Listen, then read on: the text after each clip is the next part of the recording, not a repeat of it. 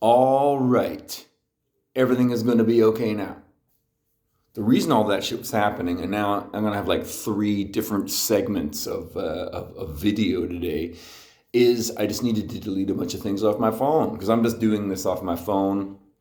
And, you know, after doing this for about a month and a half, there was, my phone was all choked up with old business. So I deleted all of them because they're all on YouTube now. They're all on YouTube forever. I find that fascinating. That's this tool that we have. This internet is an evolutionary tool. Evolution is happening right now. Right now. We are evolution happening. And this internet is like a nervous system threading its way around the world, making us all one thing more than the earth has ever been unified ever in its existence. I mean, it is one thing automatically, but one thing which, when you look at it in any direction, just endlessly gives way into detail forever, into infinity, which is to say atomic reality. And all that is just a stage where activity is being played out over the dark mystery of eternity, which we can never know. Good place to start because in my first two little interrupted moments, I was talking about I want to demystify the dream temple. I want to demystify it and hopefully allow it to be the signpost I want it to be to the truly mystic, to the truly majestic, which it can never contain, but it can point to. Because again, as I said when I introduced the whole thing, healing journey, my own healing journey, what I'm sharing with you, talking head on the internet here, this is all very substantive, and yet I come at last to dream farming, dream hunting. It's all beginning to sound very strange. And then finally to the dream temple, which is something I said the other day I want to create in the world. But what is it that I'm talking about? It sounds like some kind of cultish mysticism, and it's definitely mysticism, but it's not cultish. And so I wanted to break through mystifications, and so I began breaking what I feel is the mystification, even of what yoga is, and especially of what Christian dogma is. Any dogma, any system, even our science is starting to get full, starting to get choked with dogmas, really. I mean, and this is what I want to get to, right? Let's just talk scientifically for a moment here, like in my body here, my being is the only measure I have for everything that's going on, right? All of us have the same experience. Everything that's going on outside in the world is actually happening inside of us. Like my eyes are bringing in visual phenomenon, flipping over on the retinas, going back into the brain, and somewhere in there, in that magic box of infinite details, the world of light and life is apparent to me. Ears, similar concept. Any sense you talk about, the outer world is going through this mystery filtration system of our senses, and then it's coming alive on some inner landscape, Carlos Castaneda would say that's the tonal of our time, to think everything is going on inside of us, and it is. And yet, it could also be said to be going on outside of us. That's the more ancient tonal, is to think everything is outside and there's nothing inside. We're now on a journey where everything is inside. And I don't want to bother challenging that, because at the moment that feels right to me. That's where my release and my relief is well, in meditation, to be honest. And healing is a stilling of all of the tension and all of the conflicts and all of the thinking and all of the history, blah, blah, blah, blah, goes on and on and on, right? And so, when I want to demystify something, let's first and foremost, let's look at what we know of history. We look back in time, all we see is history repeating itself. Life and death on the individual scale, life and death on a social scale, like where are the Romans? Where are the Athenians? Where are the Assyrians? Where are the Celts? Where are the, and when I say Celts, they're just, an infinitude of tribes, basically all through, Britain and northern France and northern Spain and Ireland, right? So we live in this context where we have all of these structures, all of these cultures and societies. These are just a kind of larger collective life that lives and dies. In 500 years, God only knows what our social connections are going to be like and how we will understand ourselves tribally and culturally and socially. I don't know. What's interesting is this internet creates a different kind of consciousness, because now I talk about history, you know what I mean? Like it's just history repeating itself, life and death on whatever scale you want to talk about, right? Well, the internet is actually everything human beings have ever known, just floating around in the air around us now. And we just hold up these devices and then we have access to everything anyone has ever known. It's all on the internet. That is mysterious. It's mysterious because it's evolutionary, because we're in the middle of something that we don't understand and that's growing into something that can't be contained in any box. Because if you think you can contain it and understand it rationally, you're missing everything. That's when mysticism happens, when you try to contain it in your mind, And working in the mental health and addictions field, it is the mistake that every mentally ill person makes. And by mistake, I mean trauma-induced breakdown, right? I relate on the trauma-induced breakdown part and also the mistake part, because they're not living their lives. They cannot live their lives because they think they understand everything rationally. I mean, if you spend any time getting to know someone who's got a severe and persistent mental illness, it's like they know everything. And if you ever ask them about their strange life experiences, it's because they know certain things and they can't put it into words, but it's too rational. They've extended their rationality and their thinking, their beliefs, into infinity, and that's a problem. So in other words, they've created a separation between themselves and the living process of life with an intellectual screen. And that's trauma-induced because something happened which traumatized them and overwhelmed them. Instead, they just became stuck because being stuck was safer than engaging what was happening. Breakage, dislocation from the world, from themselves. Addiction is the same thing except with an object in the outer world, but it's similar compulsive reality, right? And to point fingers at mentally ill people or at people who are in the grips of addiction and saying they're different from us, from the rest of society, that's another one of the lies that gets vended to us, another one of those mystifications, because it's just not true. It is not true. We are all in the grips of some form of compulsive conditioned response. We are all in the grips of some sort of compulsive reaching for solutions on the outside that we could call addictive process. Everyone needs to go within and unhook themselves from these negative conditions. So, I said, let's look at history. All you find is history repeating itself.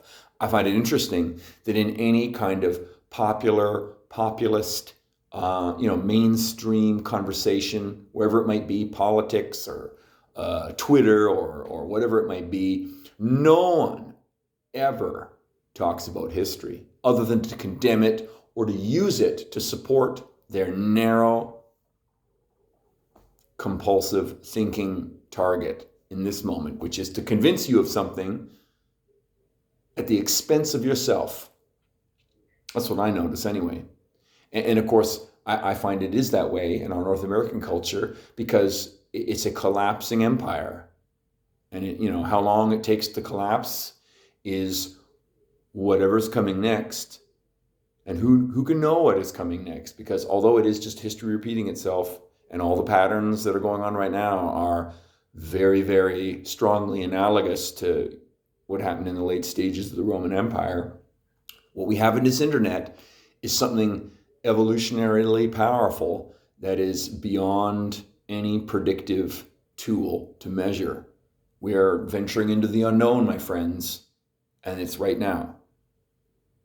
This internet is like a nervous system connecting the whole earth of individual people. And I've likened it to like whatever mysterious process began happening when single-celled organisms at the bottoms of the oceans began to come together and design bodies to explore the vastness of the world that they lived in. That was intelligence. Intelligence was happening. I'm not talking about, Christian ideas of like, it's God there doing everything. In a way, yes, but not the way they're thinking about it. It's the intelligence of everything that is alive. And yes, that is Creator's intelligence, but it is also the intelligence of everything in its microcosm. Those cells came together. They developed systems which brought them together into bodies. And we are the hundreds of millions of years later product of that evolution. And now in our embodied selves, which we think of as the end of evolution, of course, because no one can ever visualize the future, right? Now we're coming together in new kinds of groupings that are beyond our individuality. This internet is that evolutionary tool. To what end? I don't know. Gets my imagination going though, and that's the key. This is something I've been coming to in my healing journey, is freeing our visualization. Freeing visualization. What life do we visualize that we're living? Until you heal yourself within, you cannot know that. It's as simple as that. And by healing, I mean take the discipline of detaching yourself from your conditioning, from your mind, from your memory, from the process which keeps you stuck, If you're very unhealthy, like I was, it's physical tension, it's pain body, as Eckhart Tolle would say, right? But anyway, history repeating itself lives in us in that conditioned response, and that is where we need to begin healing, loving, healing, evolving, dreaming. You only get to the evolving and the dreaming if you heal. And the problem is when people think, I don't need to heal anything. I'm just fine. I'm paying my bills. I got a house. I blah, blah, blah, blah, blah. They list all these things, right? They've got all their material acquisitions. Everything is just fine. They just don't realize that they're just wallowing in ignorance if you don't understand what life is all about. That's what I'm talking about.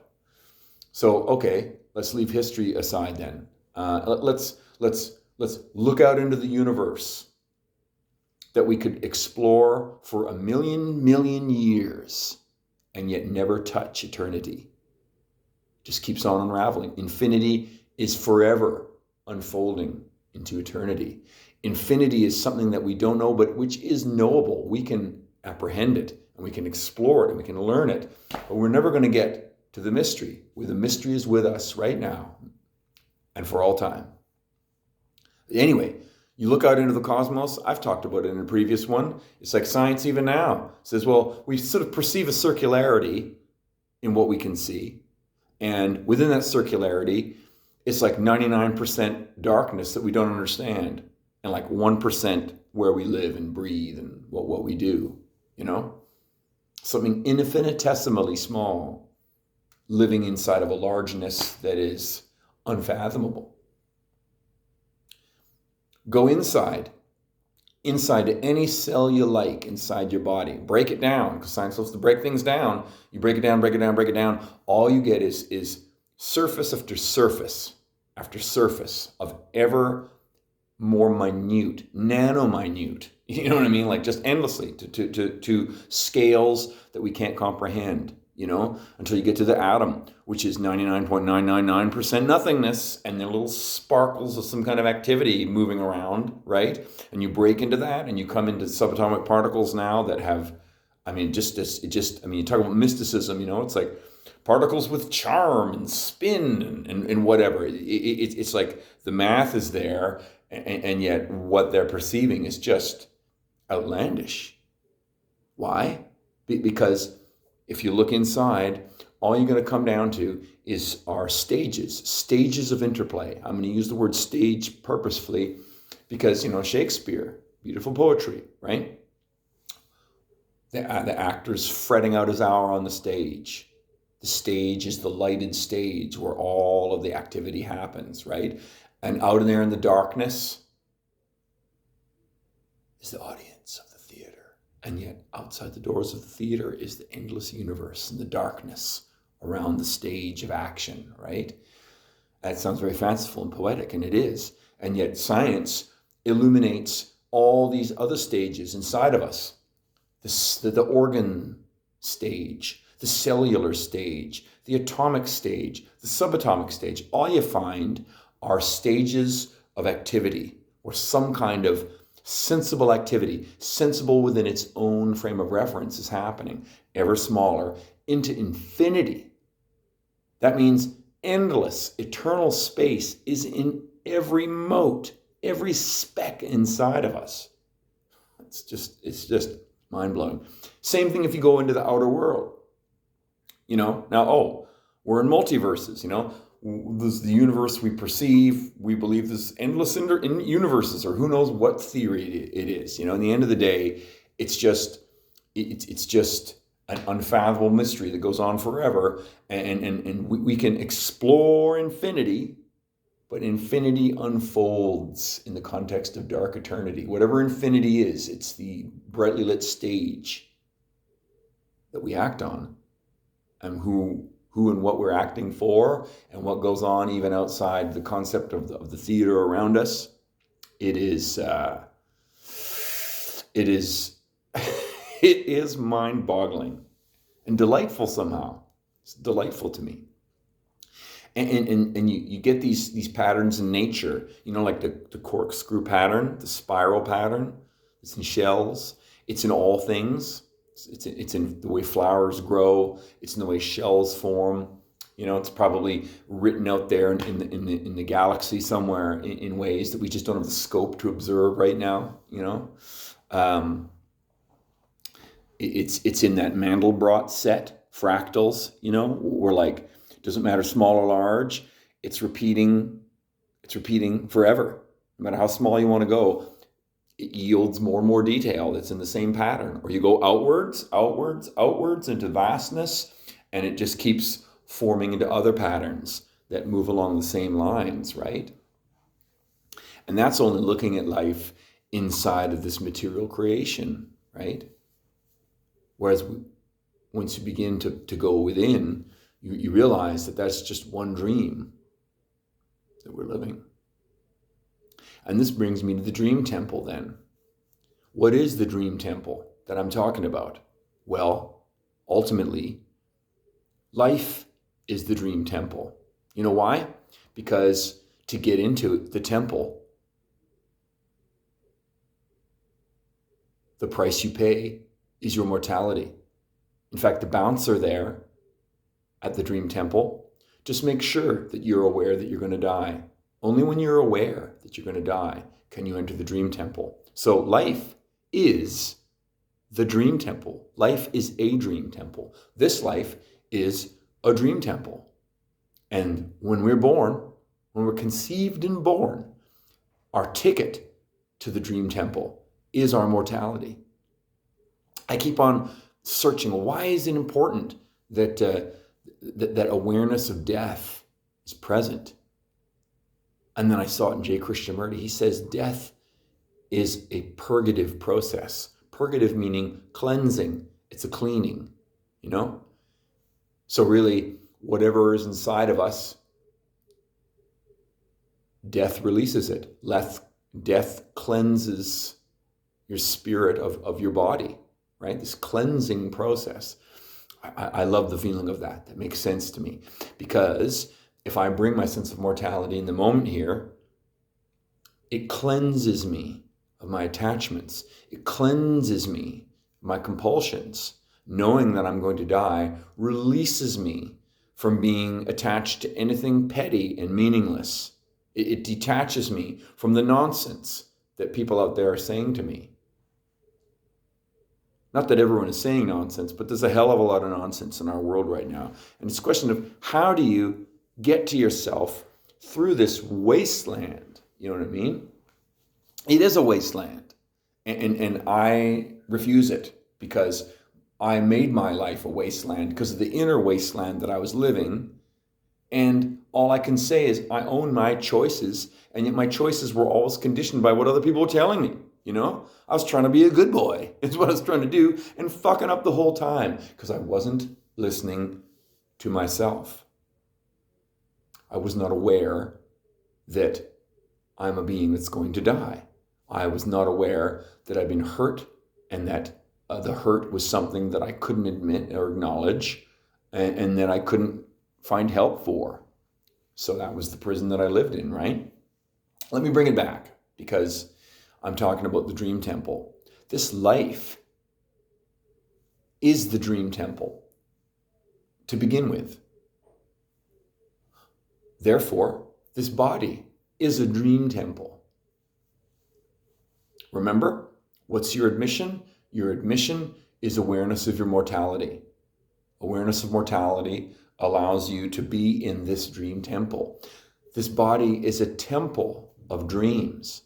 What am I talking about? A temple of silence, a temple of being, a temple of loving energy, a temple of endless intelligence that we have access to the moment we stop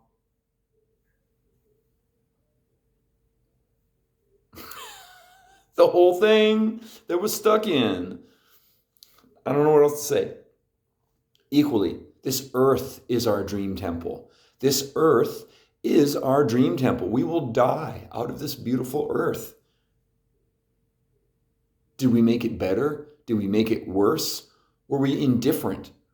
Were we evolving? What were we doing? Were we dreaming? Were we soaking in the beauty of it and improving it?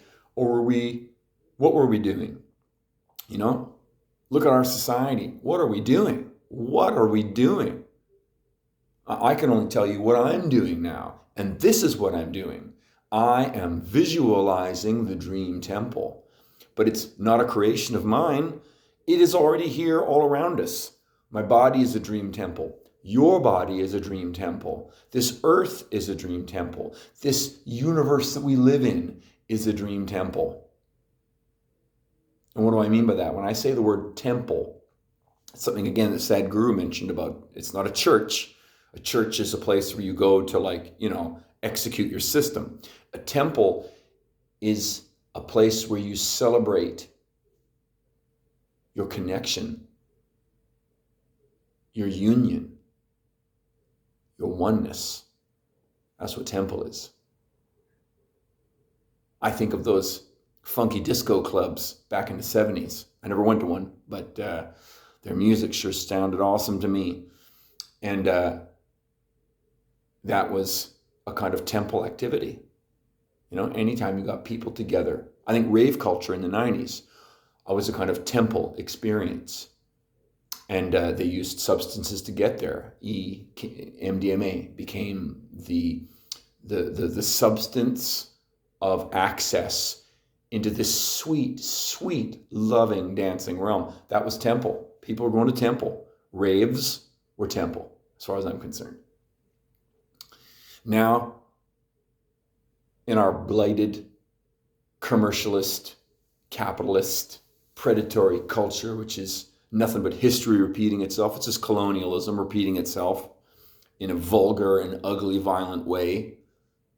Where's temple now? We don't have any of that, So, what am I saying? Temple is a place to celebrate your union. And however you get there is however you get there. Dream temple is me using my own language to talk about what it is we're doing together. Even when I'm in the field with people with a severe and persistent mental illness or addiction. Ultimately, in my language, the language I've been cultivating with you here, I am dream farming with them, ultimately. I'm trying to get to the dreams that they want. Not their fear fantasies, not their paranoia, not their thinking, not their worries, not all the things, the trauma-induced conditioning, but what, how, why aren't you feeling good? Let's get there, It's very simple, And when I'm in the field, again, I'm filtering what I'm saying to you now, because right now I'm in my free solitude. I can say whatever the fuck I want. This is what the cleansing presence of my mortality tells me to say to you, which is to say, mortality frees me. My sense of being a being that's going to die removes me from my attachment of all the mistakes, all the conditioning, all the pain, all the tension. It releases me to be here. Even in my face, I'm not feeling any tension right now. I'm relaxed. I feel good. And this is what I have to say to you, you know? So that's here. When I'm in the field, that gets filtered through the very astringent, necessarily astringent processes of, like I said the other day, harm reduction, trauma-informed care, motivational interviewing. For me, acceptance and commitment therapy, which is, for me, an evolutionary extension of CBT. And then all the other, you know, if someone can flourish with me in that kind of context, then we'll further explore until maybe we come to a place like right now where we can be properly dream farming, and that person can be, as much as they're able, living the dream, whatever that is. And of course, living the dream is one of those empty, chintzy phrases that you hear in our culture. Living the dream. Living the dream. Who's living the dream? Inevitably, you see some ugly, cosmetically altered face, some garish, formerly beautiful woman with a cosmetically altered face. You know, it looks like some kind of plastic lizard creature. You know what I mean? Or a reality show based on the crass, materialistically wealthy. Like, ugh. They're living the dream. Yeah, I guess so. But I don't know. It disgusts me. So much of our culture disgusts me. Reality TV disgusts me, mostly. You know? And I don't like to talk about it, because what's the point? I don't want to negate that. People like that. Go do that. Do that until you're full of it, you know, as far as I'm concerned. Because life is only how you felt while you were in it. This is the cleansing effect of knowing your death. Don't get wrapped up in stuff. Don't get wrapped up in it. You know what I mean? Because there's no time. There's no time, right? And so that brings me back to being in the dream temple, you know, honoring the health in my body, honoring the health of the people around me. This is me honoring my dream temple and the dream temple that I perceive in others. This earth is a dream temple. What are we doing to it? I'm not saying that we can live in a world without life and death. No, but how we manage our world of life and death is something we got to think about. We have to think about it, because the powers that be, all hooked up in their historical process and their craving for domination and slavery and profit ideas for who knows who out there, you know, call them the vampires, because I don't see anything positive getting done. I just see a lot of taking. And most people are just zombies in their hands, because people aren't questioning their conditioning, and they're not questioning these grotesque aspects of our culture, you know. And I'm speaking as a North American person, you know, like it's as I say, turn on, tune in, and drop out. But what then, right? What then? You know, like what then? I am visualizing the dream temple. And I'm trying to demystify it by saying all these things about it to you, you know, in that life is a dream temple. We enter a dream temple when we are born, when we are conceived and born. We are given death as our ticket of entrance. This is our ticket. Death is our ticket to life. We're given it at our birth. This whole experience is nothing more than a dream temple, a place to celebrate our union and to dream the most beautiful dream.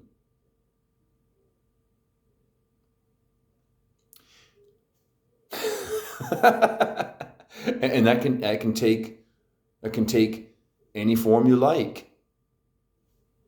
It's got to do with the feeling inside. It's got to do with loving It's got to do with the energy that is locked inside of you, which you release when you get to your loving place and you get to flow state. And suddenly there's an intelligence in your life that you didn't know was there. Things start making sense, you know? It's not like life suddenly becomes easy. It's that your perspective changes and things don't affect you the same way. I'm only speaking from my own experience because that's happened to me, you know? And here I am talking to you about the Dream Temple. Well, I want to build a place in town here, in Victoria, where I live. I want to build a location where we're going to play music, where I want people to come and share insight, you know? And the only requirement for entrance is that you're aware you're going to die, you know? And even if you don't have that, you come there, hopefully we'll be able to help you with that. Because it's nothing to be afraid of. It's just something to enrich your life with, which will cleanse you of your fears. Death will cleanse you of your fears because it's going to happen. There's no way to escape it. Fear is like, I don't want that to happen. Ooh. Like, it's a dissonance. Fear is just dissonance. Union is what we want. Union is reality. Through dissonance, we get our society the way it is now. Divide and conquer. I saw the British practiced it, and they weren't the first. I saw the Romans practiced it as well. It's how every empire practices when they start violently oppressing indigenous peoples, wherever they find them. I'm talking about imperial concept here, you know, the workings of power. They're going to eventually find someone who's sympathetic, divide and conquer, divide them, you know. The Romans did it. The British did it. The Americans probably doing it. The Russians do it. I mean, every power that's on this earth does it for its own cause. And I don't want any part of that. You know, I live inside the American Empire, and it's the American Department of Justice, which God sent to me to open me up and release me. And by God, I'm not mystifying anything. I'm talking about what I don't know. I am saying that there's no idea there. Even in the Dream Temple, there's no idea. It's an absence of ideation. Any ideation that rises there is just something that just comes and goes. Like a prayer wheel, it just comes and goes, it comes and goes. Dreams, however, dreaming is something that happens when you don't attach to any of that. What is dreaming? Dreaming is living your loving energy. Dreaming is living the dream that we're in. It's not just my dream, it's also your dream. It's the fabric of this energy reality, which is Creator's dream that we're inside of. And it's a dream that goes on forever. And we can explore it forever. And we will. When I say we, I mean everything that has lived, learned, evolved, and dreamed is in every cell in our bodies right now. Every one of us. You and me and everyone you know and everyone I know has got inside of them everything that has lived, learned, and evolved. Everything is inside of us from whatever began it all. And so when you take time out of it, it's just oneness. And all the myriad of forms that we are in the middle of are outer dimensions of the oneness that creates all things. So visualizing Dream Temple is simply to create one little fractal microplace that's emulating the entirety of what life is. Life is the Dream Temple, is the Dream Temple. What are we doing with it? What are all of us doing in it, you know? And let me be clear, you know, when I'm talking about all of us come into the Dream Temple and death is our ticket, we are all equal. There's no hierarchy. There is no hierarchy between people. It doesn't matter. race, color, creed, sexuality. None of that matters in the end. We are all energy beings who come into this magnificent and endless dream temple where we are celebrating our union. How are we doing it? It's an endless diversity. Dream temple contains every expression you can imagine because it is the unmanifest that draws us. It's not that first attention thinking, that day-to-day thinking, which is our conditioned memory-based process, right? It's got more to do with when we put that to the side, when that beautiful cleansing process of death cleanses us of that attachment, and then we have this inkling that we don't know anything. And suddenly, in that open and authentic inquiry, another part of us is activated. And Carlos Castaneda would call that second attention, where we're dealing with some other aspect, that we're in the presence of the unknown, which will yield to us, but in a different way. It's a loving energy way. And of course, when we begin to really understand that, which is to say, allow that cleansing presence of death inside of us, we realize that no matter what we might think, no matter what our history is, no matter what we could create, no matter what we might say, no matter what we might do, forever, if we could be alive for 1,000,000 lifetimes, 1,000,000,000 lifetimes, we would never come even an inch closer to eternity. It's a beautiful, beautiful, liberating feeling to know that, to just be one humble part of this majesty. This is what I've been given. This is what you've been given. This is what we've all been given. And I want to welcome everyone into the Dream Temple. And people get there in as much as they can. That is meeting people where they're at, I welcome everyone to the Dream Temple. I'm welcoming you into the Dream Temple. Of course, you don't need me to tell you that. You're the Dream Temple in your own life. Your body, your thoughts, your mind, every aspect is like a fractal microcosm of everything that is. You're already a Dream Temple, ready to be aware and awake and attentive to what is loving and energetic and intelligent. It's right there, right now. And if there's anything holding you back, begin that healing process. It's real and it will work. Be disciplined. It is a discipline somehow at the same time, It seems very easy, but it's not easy if you're not disciplined. Because if you're not disciplined, you just get sucked into all that. This is always my gesture. Broken emotions, trauma-induced conditioning, all the ideas that we develop based on that stew of darkness and ill health, and then all the thinking that arises, the cream of it at the very top. You know what I mean? Our memory and our thinking is a beautiful evolutionary process, but it's been co-opted. It has been sidetracked by a societal conditioning process, and we've got to come to grips with that. And the inward journey, the only barrier to the inward journey is what society tells us about it. And we internalize what society tells us about it until we've got a voice in our heads that is stopping us from being who we are. And that is being in the Dream Temple. Being the Dream Temple, actually, is everywhere. It's in everything that is.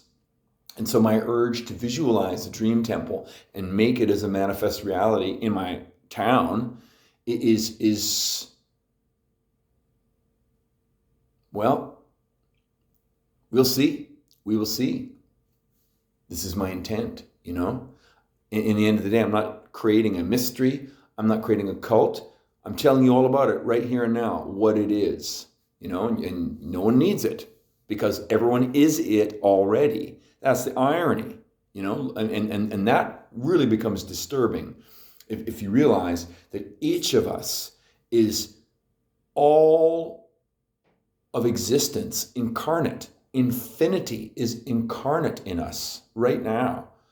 All of us, every single individual has infinite dimension and potential. And yet, who is realizing that?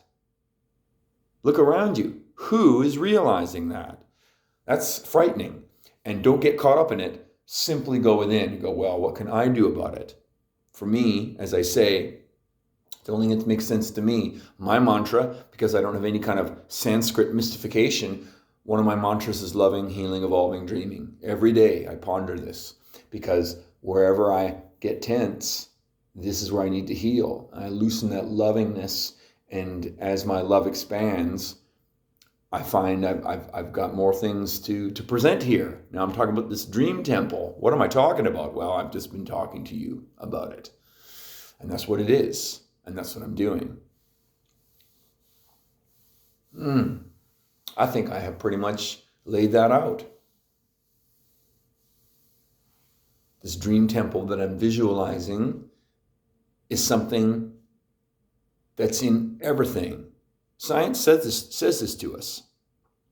Don't think that science just talks about us as like, meat and potatoes, it's a material world, A and B equals C, like all this like cause and effect, what I mean? Like all of the mundane things that we hear in our Twitterverse and parroted around on the media and whatnot. I mean, what media can you trust now? You can't trust any media, right? All you can trust is your own self. Don't let them make up your mind for you.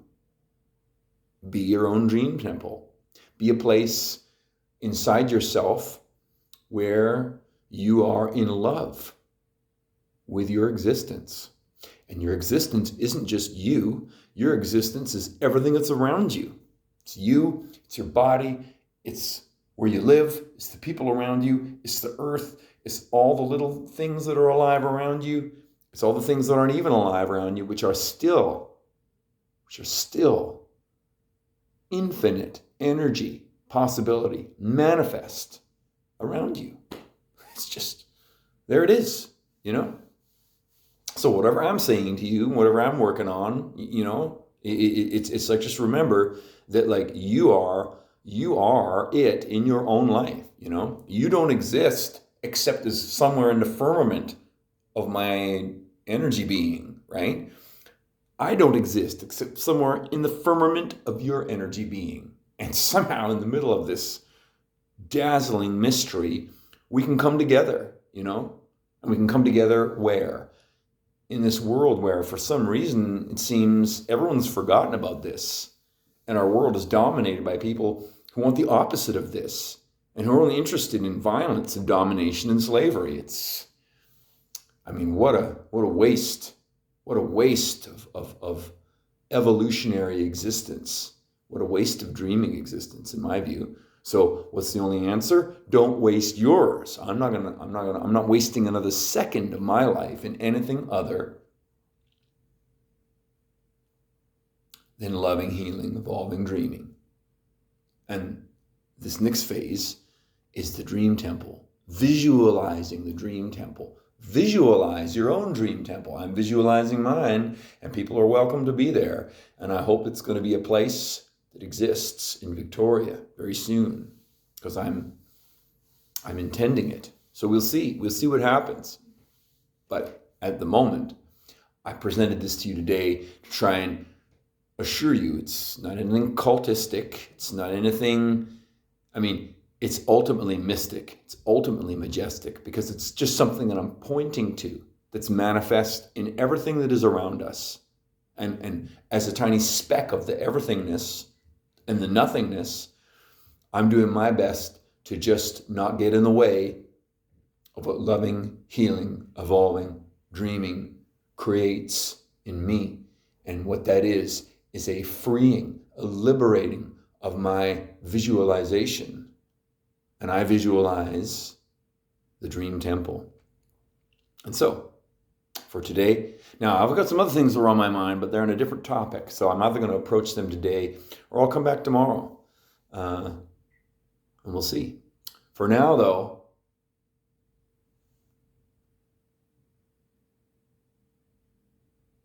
just get real still. Just ponder what I'm saying to you. See what happens. be the dream temple. Be the place where your dreams come alive. And then allow it to expand.